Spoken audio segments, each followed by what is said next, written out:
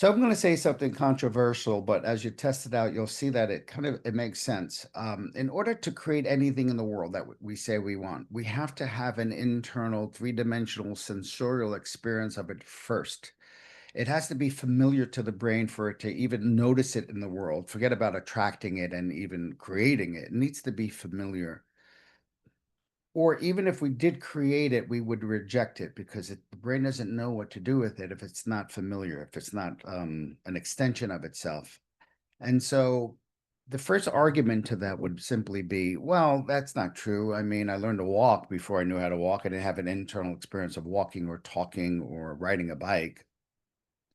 But that's really not true because when we are watching our parents and we're watching people and situations, our mirror neurons are firing and trying to recreate the experience in the brain as we're imagining it's happening. So there's a part of the brain that's already experiencing it as familiar. And so then, as we experience it as familiar, providing it's a cool thing to do, like walking or asking for water without needing to cry or go, 1,000 times. Then the brain starts trying to find a way to match what it is we made familiar or allowed to become familiar. So then the second question to that would be, well, there are other things that I wasn't imagining first. My parents just took me into gymnastics school or started teaching me math. I wasn't imagining math. They just started teaching it to me.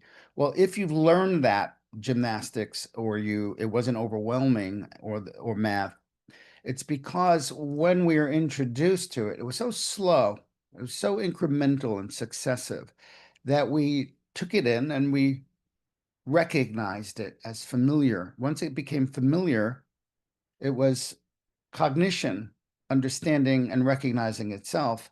And then we built on that. That's why when you're introduced to something too fast or too much or too overwhelming, or someone else is stressed when they're introducing it to us, we reject it and we just never master that moment and become something to avoid or just to give up on every time it shows up. And so before we create anything, we first have to practice decision, the right to choose, the right to focus, the practice of focusing, and most of all, the practice of learning to experience something as familiar. And there's two ways you can do this. You can do it in life. You just start noticing things more and experiencing them in a very a slow incremental way. You see someone who has a certain life, and you just start considering it and thinking about what it would feel like. Or you'd use your imagination to the point where you're actually feeling as if it's happening. And I like to look at imagination as not something you imagine, but something that already exists in the field of possibilities, like airplanes before there were airplanes and skyscrapers before there were skyscrapers.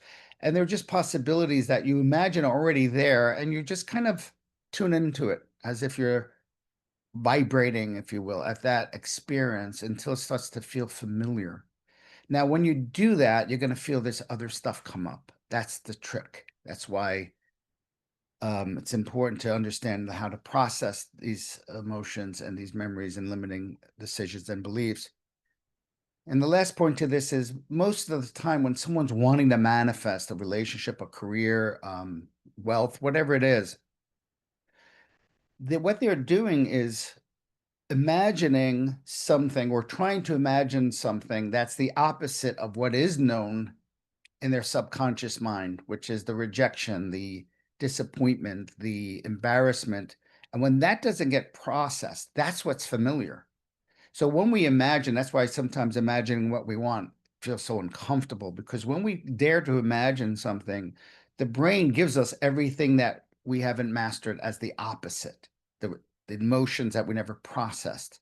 And so that's what we keep unconsciously creating, that pattern. And then we're wishing if we get the right technique or right law of attraction book or the right strategy that somehow our life would change. And it only changes if we start moving into that life slowly and incrementally and start making it familiar, or we imprint it in our imagination through hypnosis, just absorption of the idea while respecting the old patterns and starting to disengage from them.